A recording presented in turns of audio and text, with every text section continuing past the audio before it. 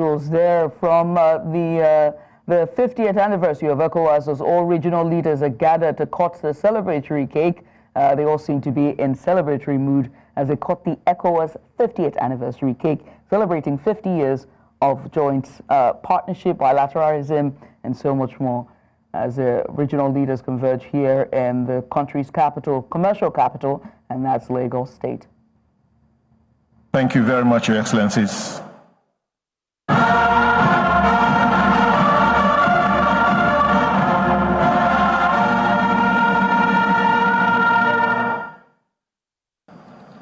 Now, regarding the speed painting that was done a moment ago, and that will be about our last whatever, may I call on Seun Adebayo? There is a special artwork, not a painting, that he did for the ECOWAS, just to bring it out and explain what it is in 2-3 minutes. Mr. Seun Adebayo, please.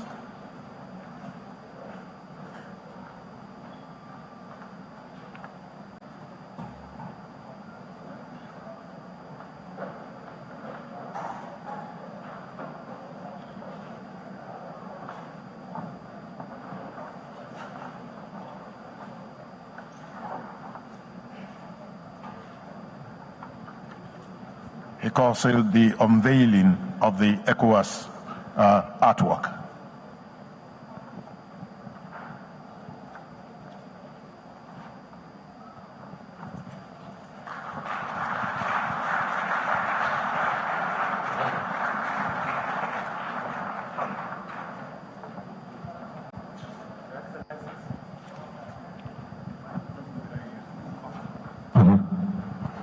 Once again, good afternoon, Your Excellencies.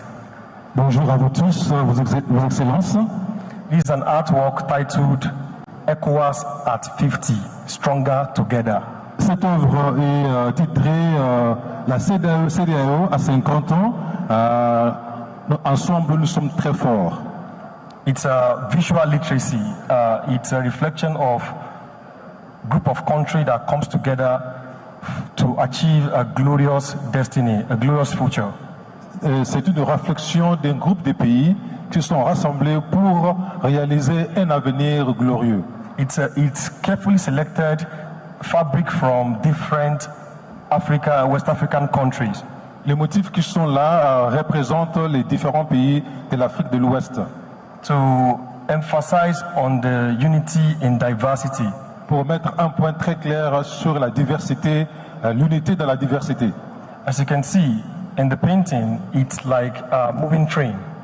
C'est comme un train en mouvement. It's a moving train that is moving towards a glorious destiny. C'est un train qui est en mouvement, se dirigeant vers un avenir, un destin glorieux. And on this note, I want to borrow some few lines from the Nigeria national anthem. Je voudrais emprunter quelques mots de l'hymne national nigérian. That says, though tribe and tongues may differ, in brotherhood we stand. Nos langues et nos tribus peuvent être différentes, mais nous sommes unis ensemble. Long live ECOWAS. Thank you very much. Vive la CEDEAO. Merci.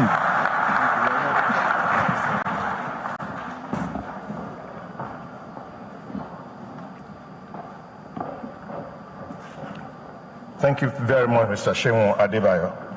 And thank you very much, Your Excellencies, for enduring. The time is far spent. But we have come to the climax of the ceremony.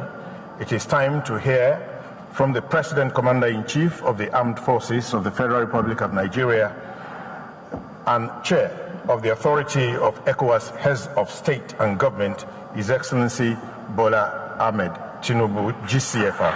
Your Excellency.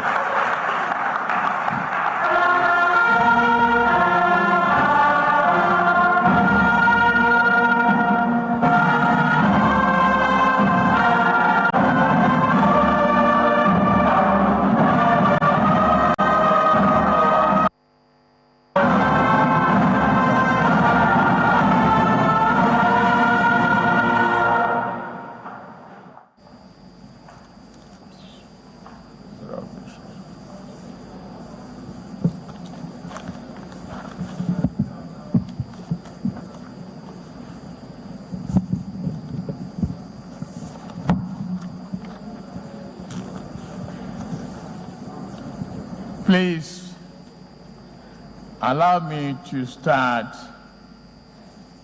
by first recognizing His Excellency General Yakubu Gowon, the ECOWAS founding father and the only surviving one. Thank you, sir. We've listened to you carefully. That brought a joy and the innocence of the fact that you gathered together the instincts and determination of wise men. You are the wise men of West Africa. We thank you.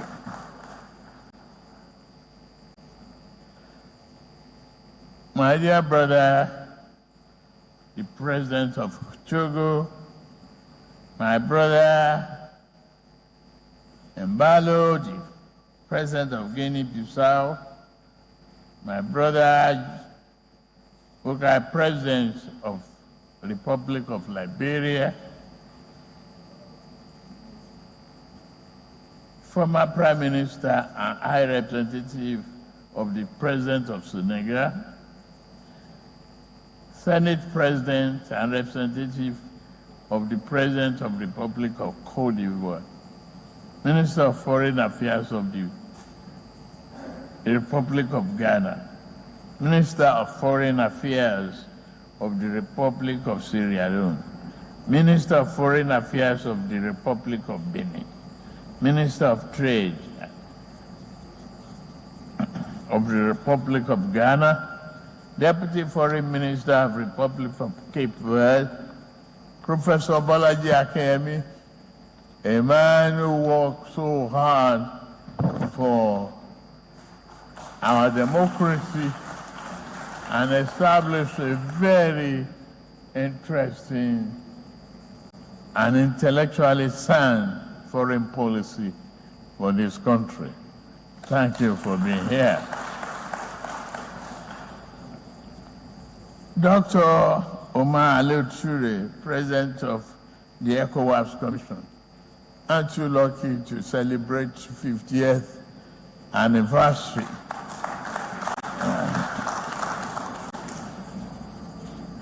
I wish you the best into the future and more grace to your elbow.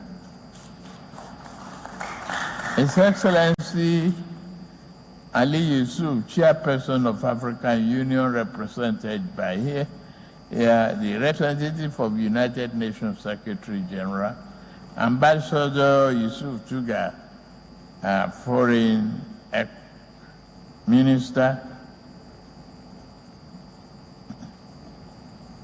Permanent Representative of the Committee of ECOWAS,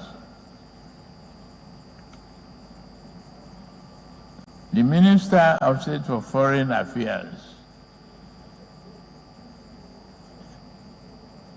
Mrs. Otumegwu Ojukwu, other representatives of international organizations here present, members of diplomatic corps. It is of a great pride and deep gratitude that I address this distinguished gathering at 50th anniversary of ECOWAS today. We celebrate not only 5 decades of history, but the enduring spirit of unity, resilience and shared destiny that defines our community. In 1975, our founding father leaders envisioned a West Africa where borders unite rather than divide, a region of free movement, thriving trade, and peaceful coexistence. That vision is still alive today. We thank God we have the thinkers, we have the wise men. We have the opportunity. Today we pay tribute to all who have nurtured it, especially you, General Dr. Yakubu Gowon, GCFR, our only surviving father, and a symbol of this historic journey.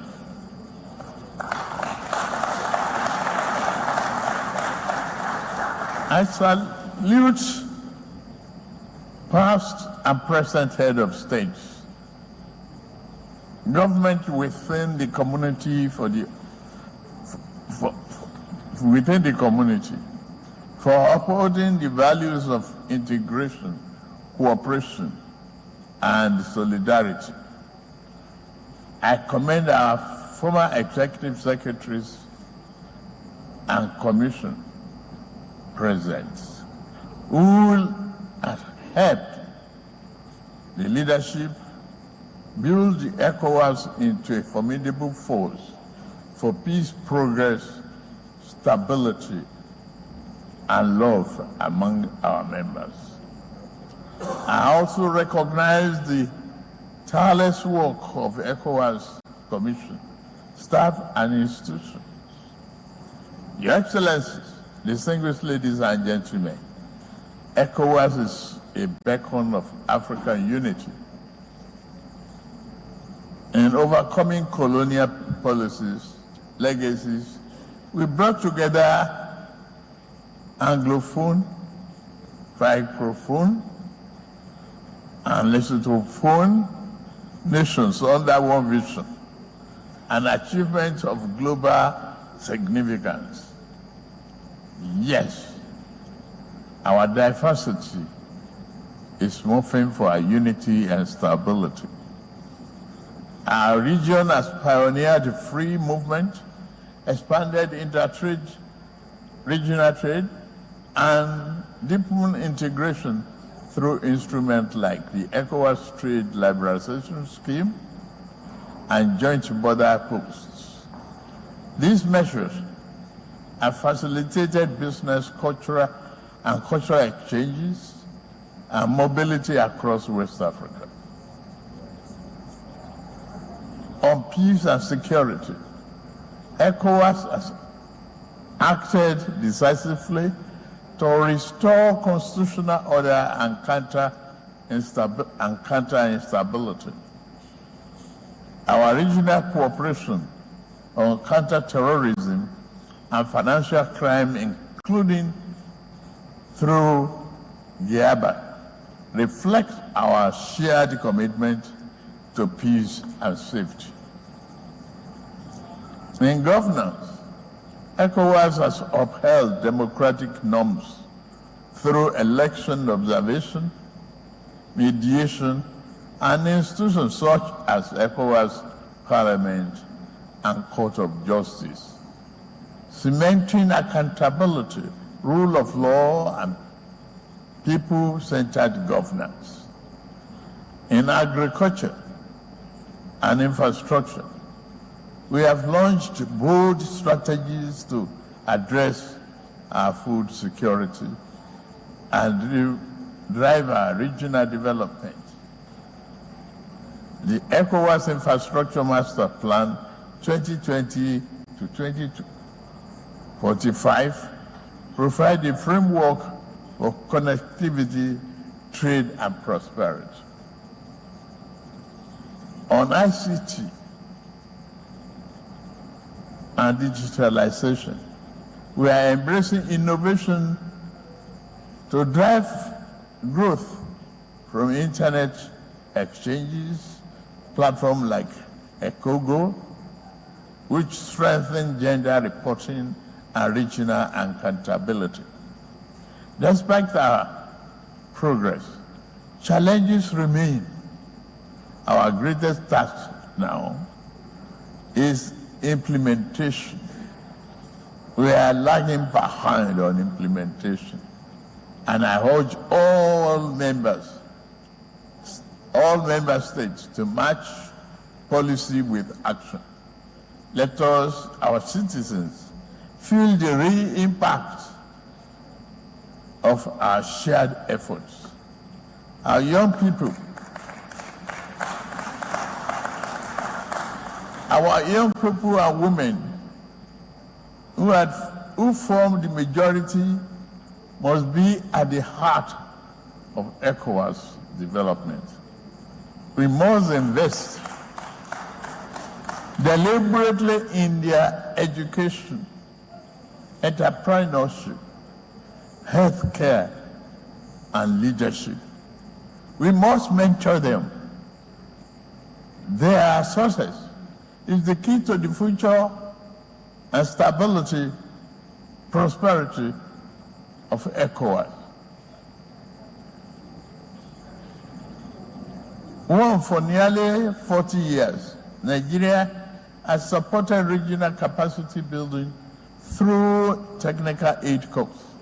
We remain committed to deploy skilled professionals to ECOWAS countries, and we continue to honor every eligible request. I promise you.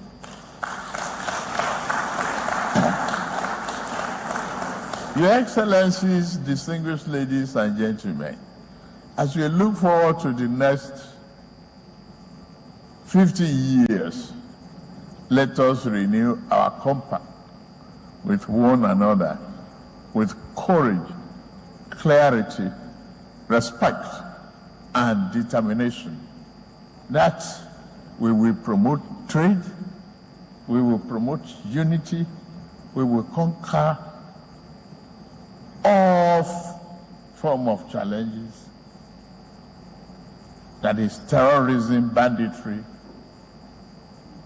and hatred. The work of integration is never done. Each generation must carry the flame forward, lighting the path of unity and shared progress for those who come after. They are all here. The youths.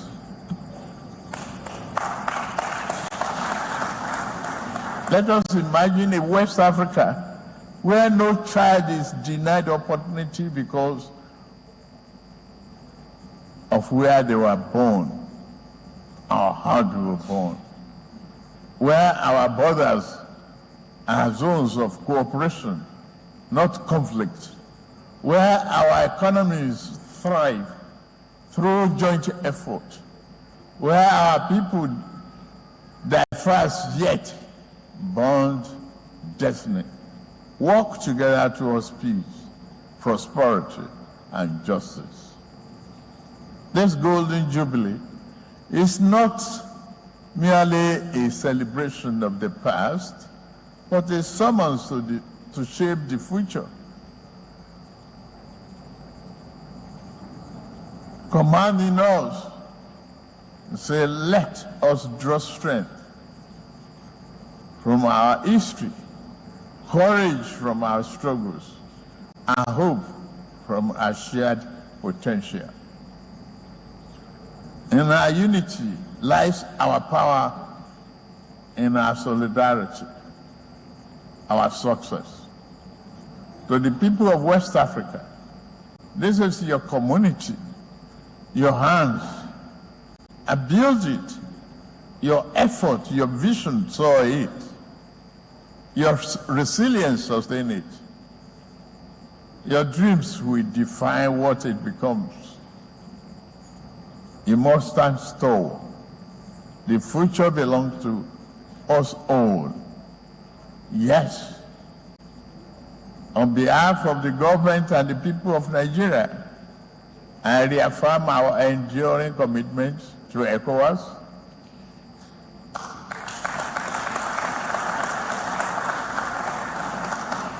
the ideal that it represents is great for us. It's very inspiring. It's part of a renewed hope agenda.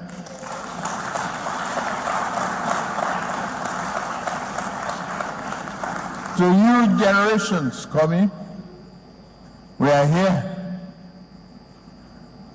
to mentor you, to hand over to you like one line in our next item. We want to hand a banner without stain to you, the youth of West Africa.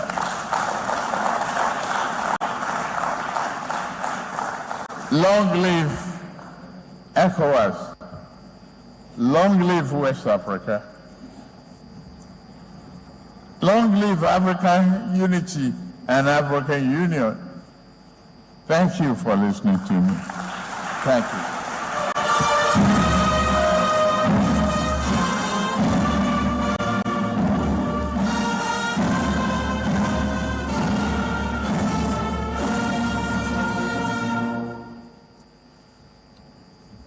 Many thanks, Mr. President.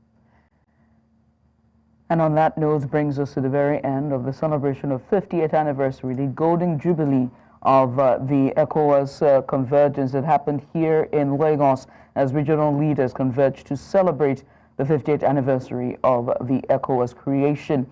And there you just heard was a speech by the President of Nigeria, President Bola Tinubu, who is the host for this year's event and anniversary. He celebrated the ECOWAS, extolled all of its achievements, and also congratulated the founding father, one of the surviving founding fathers of the ECOWAS, and that is the former head of state, Yakubu Gowon, also saying that at the fore of the ECOWAS should be the rights of women and children, and also should stand stronger after this 50 years to bring out a stronger West Africa in the future.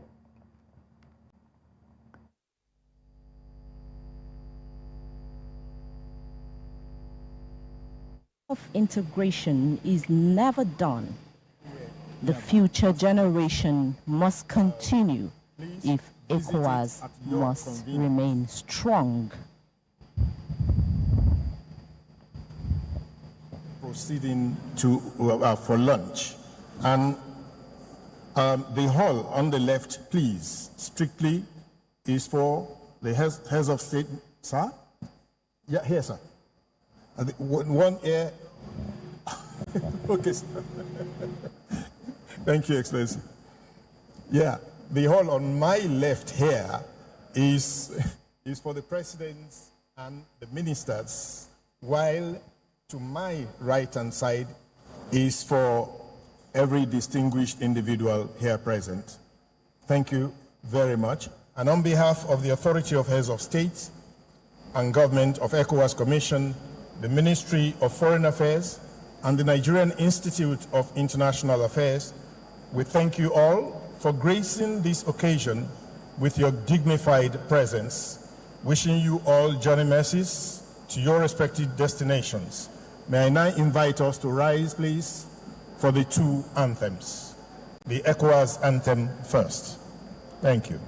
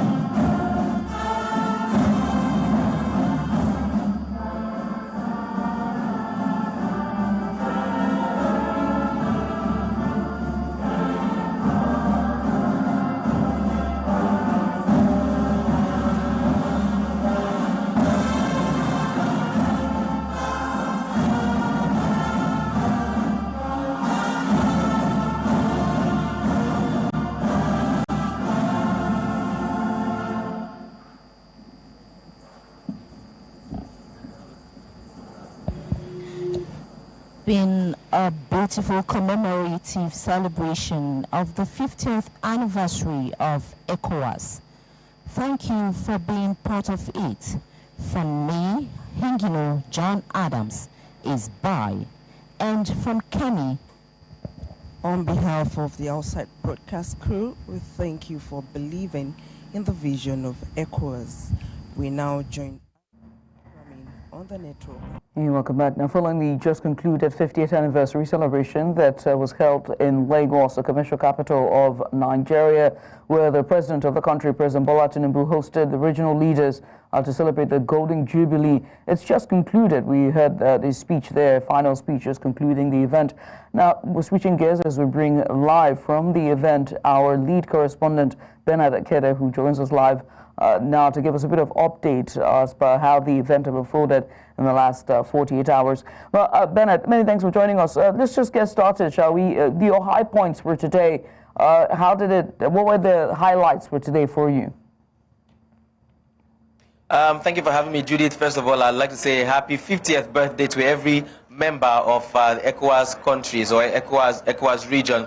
I'll say that the highlight for me, first of all, was the fact that the only surviving founding father of the ECOWAS Commission or the ECOWAS countries, and that's talking about, coincidentally, General Yakubu Gowon, retired, who used to be the Nigerian president back then, was able to climb the stage you are seeing behind me unassisted and was able to speak about how the ECOWAS Commission started, how it has progressed, and where it is now 50 years on. I think worthy of note as well is that one of the African presidents who was with him 50 years ago on this day when the ECOWAS Commission was inaugurated was President Nasigbe Yedema of Togo.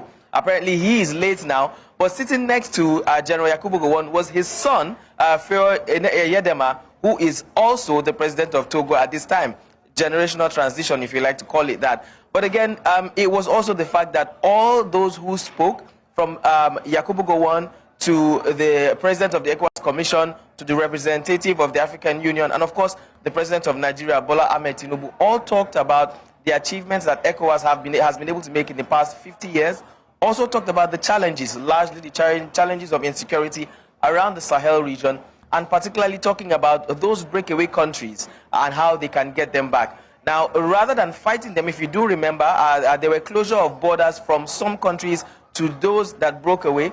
General Yakubu Gowon, I beg your pardon, said to the other ECOWAS leaders, rather than fight them and push them away, open your doors and draw them closer. It was more like words of wisdom from, from the adults down to those who are ruling now. So I think the takeaway again is the fact that he talked about ECOWAS being stronger and greater, and talking about ECOWAS Commission opening its doors to those countries that have now fallen under military rule and are now being a bit distant from the Commission, saying rather than use force, open your arms and pull them back in. And yes, we can also just talk about the absence of these countries from the Sahel region and what it means for the future of ECOWAS. Was that also on the discussions on the sidelines of this event? Well, here at the event here, there wasn't so much of such discussions, but it's possible that they had that at the Nigerian Institute of International Affairs, NIIA. Unfortunately, press access to that venue was rather restricted, so we were not able to go in there. But here where we were, it was more of the celebration of, the 50 years of ECOWAS's existence. And well, delving into, their absence here, wasn't so much of a discussion. More of what was discussed concerning those particular countries is the fact that it is unfortunate that those countries have fallen under military rule, and that no other type of government besides democratic government will be good for ECOWAS countries and for the entire Nigeria. But then again, General Yakubu Gowon did emphasize on those countries, emphasizing on pulling them back into the fold with open and loving arms as regards placing sanctions on them and fighting them. And also, during the president's speech, we heard him talk about, equity and equality, most importantly, women at the fore of that change. Was there any, conversation, were there any speech from regional leaders from other West African countries who sort of preferred solution or put out what they intend to do when it comes to bilateralism for all of the West African countries? Please, could you take that again, Judith? I didn't hear you. I was talking about the speech that, just the last speech that we heard was from the president. And in his speech, he did talk about, you know, saying that the West African countries need to come together now more than ever. But most importantly, that at the fore of actions that will be taken by the ECOWAS is more equity and inclusion when it comes to women. And so I'm asking that the other African leaders or regional leaders also talk about what actions they intend to put to the fore when it comes to the collective of these communities. Well, when it comes to inclusivity concerning women, I'll say it was rather, it was rather an irony that of all the leaders who came to speak, none of them were women, unfortunately. Only one who was a woman, and well, she was a representative. She was not exactly the one who was speaking, so she was speaking in the stead of her boss. So a bit of an irony there, if you want to say. Yes, the president of Nigeria, Bola Tinubu, did talk about inclusivity, particularly bringing women into the fold, and I think that has to take effect, because if you look through the hierarchy and the ranking of ECOWAS officials, not many of them are women, and not many of the women are in top positions. But, you know, that aside, talking about inclusivity and what the other leaders talked about concerning making the region stronger, one thing they hammered on was the fact that there has been, you know, free movement of trade when it comes to, or rather free movement of goods and services when it comes to trade across the ECOWAS sub-region. Only recently there have been some new measures put in place to enable free movement of goods and services, particularly homegrown goods and services from within the region across the region. And the leaders of the different ECOWAS nations did emphasize on that as one way to make the region stronger. They also they already had made mention that of all the different sub-regions across Africa, it does seem statistically that ECOWAS is the strongest to maintain that position and to make the region even stronger. They talked about other things that could be put in place. They talked about improving trade across borders. They talked about increasing the strength of the youth, considering the fact that majority of the population, about 60% of the population of ECOWAS population, is made up of a youthful group. So they also talked about improving, youthful abilities, creating job opportunities, and basically just making the region more productive for youth. They also talked about, the currency, the ECO. If you remember that has been in conversations for quite a while now. They talked about first of all, they talked about the fact that the groundwork has been laid for that to be kicked into process, and they're looking forward to it eventually, taking off, such that there'll be a common currency across the sub-region. But besides that, the general conversation was how to ensure and how to make sure that the ECOWAS sub-region will continue to grow in strength, in trade, in democracy, and largely that the power of the youthfulness will continue to thrive across the sub-region. And that's very important when we talk about youth in and of itself and what the ECOWAS have done so far when it comes to youth development, human capital development, but most importantly, giving that West Africa in and of itself, they have a larger, younger population, and that means the future is here. And just to talk about that, and as we look towards the next 50 years, I mean, Bernard, from all the discussions that you've heard, on all the speech and everything that's happening on the sideline, is the future really here? Judith, you're putting me on the spotlight, but I would speak not just as a journalist or broadcaster. I would also speak as a citizen of an ECOWAS country. And I crave your indulgence to give me a bit more time to emphasize and to buttress my point. Now, I grew up knowing ECOWAS as a very strong regional area. I grew up knowing ECOMOG, that's the ECOWAS monitoring group, as a strong force, largely because my father, who used to be a helicopter pilot for the Nigerian Air Force, was one of the ECOMOG contingents, and I was discussing that with a fellow broadcaster here today. I grew up to see ECOMOG soldiers go into Liberia to liberate the Liberian populace. I grew up to see ECOMOG soldiers go into Sierra Leone to do the same. I grew up to see my father go into Chad as well to do the same amongst ECOMOG contingents. And I can remember how the children of Liberia then were celebrating when ECOMOG came in. Unfortunately, we don't get to see so much of that anymore. And that's just on the side of the military strength of ECOWAS. Now, in terms of trade as well, there have been, bottlenecks and stopgaps from one ECOWAS country to another. It's just of recent that these things are beginning to open up because the countries and the leaders are beginning to see that there is no way democracy can thrive without freedom of movement when it comes to trade and commerce. So I would say that the last 50 years, there has been the law of diminishing returns, if you permit me to use economic terms, where things went up and then at some point began to come down. Now the groundwork is being laid again, and the hope is that in the next 50 years, the trajectory would rise as regards fall. But I'll say something very significant. For that to happen, I will quote a particular African leader who said that when Nigeria begins to get it right, Africa will begin to get it right. So it means that the success of ECOWAS largely lies on the hinges, on the shoulders of Nigeria getting it right. It is not a coincidence, if you ask me, that the only founding father who is still alive today was one of the Nigerian presidents, and that presently the chairman of ECOWAS is the Nigerian president. It goes to show that there is a lot for us to do as Nigeria and as Nigerians if ECOWAS itself must thrive come the next 50 years. I'll let you make the most of that statement. Yeah, I mean, you've done justice to that. And finally, we know about the trade tariff that was imposed, and I think from the exited countries, Sahel countries that have now imposed tariff on some African countries. I think about 0.5% on some of the tariffs that are going to be imported into the country.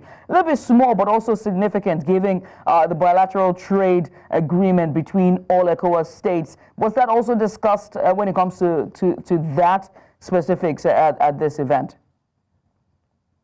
Unfortunately, that wasn't discussed at this sitting here, but it's possible that it was part of the conversation at the Nigerian Institute of International Affairs, NIIA, and to also, hammer on that. I know that a few weeks ago, some, a contingent or some contingents from ECOWAS came into Nigeria and went to the border between Nigeria and Benin Republic to see how, how the border has been functioning or not functioning, just to see how they can further foster trade across borders, Nigeria and Benin Republic and some other countries. And I have, good information that some of those sanctions, like you mentioned, seemingly small but significant sanctions, were part of the things that were discussed. So my hope is that it was also discussed at the gathering at the NIA. And where possible, I want to believe that some of those sanctions should be lifted. If you do remember, when Niger was taken over by the military junta and the borders were closed, we went to Sokoto, Birnin Kone, the town bordering Nigeria and Niger. And as at that time, those sanctions were in place. Not just sanctions, not just economic sanctions, but they were also border sanctions. There were trucks that couldn't move their goods into Nigeria and out. Now, some of those sanctions have been lifted. The borders have been thrown open, and we're waiting to see if the other sanctions, the smaller ones, seemingly smaller ones, will also be lifted or be adjusted. Because again, as we mentioned earlier, one of the ways by which ECOWAS, I beg your pardon, can thrive is if there's free movement, or at least nearly completely free movement of goods and services across the sub-region. Now, I want us to tie two things here. Most importantly is policy, foreign policy, but this time domestic policy with the ECOWAS, right? 50 years anniversary, 50 years of an economic community that have thrived and sort of grown across each other. For the next 50 years, what the discussion when it comes to domestic policy amongst the states, what was a takeaway for you when all of the regional leaders came on the podium there to talk about their policies in relation to other West African countries in this community? Okay, again, I think largely when it comes to, excuse me, when it comes to foreign policies, I think the largest thing that was discussed again was the free movement of not just goods and services, but also of people. How these countries can open their doors and attract movement of people from one ECOWAS country to another. In terms of, first of all, by road and then by air. You can agree with me if you've traveled across the sub-region before that sometime in the past, there used to be some friction or some challenges when it comes to moving from one West African country to another. So I think now the conversation is tilting towards how to make it easier for people to move, from as far as from Lagos, Nigeria, to Burkina Faso, or to Senegal, across to any African country, so that you wouldn't have so many stopgaps from one border to another. Also, when it comes to going by air, there's also the conversation of how West Africans can fly as cheap as possible and as easy as possible, just the way it's done in certain parts of Europe, from one country to another, almost next to nothing. And then, of course, there's the conversations of how to create certain rail tracks that can go from one West African country, I beg your pardon, to another to make movement of persons, goods, and services easy. That's one. Also, there's the conversation, or there are the conversations about language barrier. Across the West African sub-region in ECOWAS countries, there are just a few countries that speak English. There's Ghana, there's Nigeria, and a few other countries as well. The majority of the countries are actually Francophone countries. So there's also the conversation of how to make the French language, more studied in Anglophone countries, and then the English language, of course, more studied in the Francophone countries, so that language barrier would not be a thing. I think this is some of the foreign policies, that have been discussed over time, and I think some that were discussed at the NIIA. Not so much discussed here, but I'm spreading it across board. These are some of the foreign policies that these countries that make up the ECOWAS sub-region are having, because, of course, if there must be a stronger sub-region, then things like currency, which we've talked about, things like movement of goods and services, and then, of course, language barrier have to be conquered. Right. And I mean, we have seen, the speech, we've seen the presentation of that artwork. Is this the final installment of this event, or will there still be more? What's the itinerary? Does it come to an end? Like they said, it's the ceremony has come to an end, or rather the celebration has come to an end, but the ceremony hasn't ended yet. I hope I got that correctly. So immediately after now, there's lunch, which is what's going on. The dignitaries have gone into a chamber on the left here where they'll be having lunch. We've been restricted from going there, even from interviewing them, while the rest of the invited guests will have their own lunch on this other side. And then there's also a room where there's on display some artwork and certain things, certain mementos concerning ECOWAS and the West African sub-region from 50 years ago up until now. If we're permitted, after this interview, we'll go in there and get some shots about that. But just as the leaders did say, that it doesn't end here. We're planning for the next 50 years. We're looking at free trade. We're looking at free language. We're looking at freedom of people. We're looking at the we're looking at thriving democracy. We're looking at an increase in the capability of different governments. They're looking at governments and economies of these countries being more productive than importing. They're looking at a strong and thriving youthful population across the entire West African sub-region. So again, it is a continuum. It doesn't end here. ECOWAS needs to continue to speak. Remember again that there are some countries that are still under the strong arm of the military. Whether or not they are doing well, the aim, like President Bola Ahmed Tinubu did say, is for these countries to come back into democratic rule so that ECOWAS will stand as one. Remember already as well that some of these countries have formed their own alliance, that's the nations in the Sahel region. The aim as well is to bring them back into the fold of ECOWAS, and so that the sub-region can stand as one, because only when they are united can they truly achieve these aims that they set for themselves in the next 50 years. Oh, yes, indeed. Bernard, you have done well done, I must say, for that coverage and giving us just pretty much all the insights, sights and sounds and everything that happened at the event. I should let you go for lunch.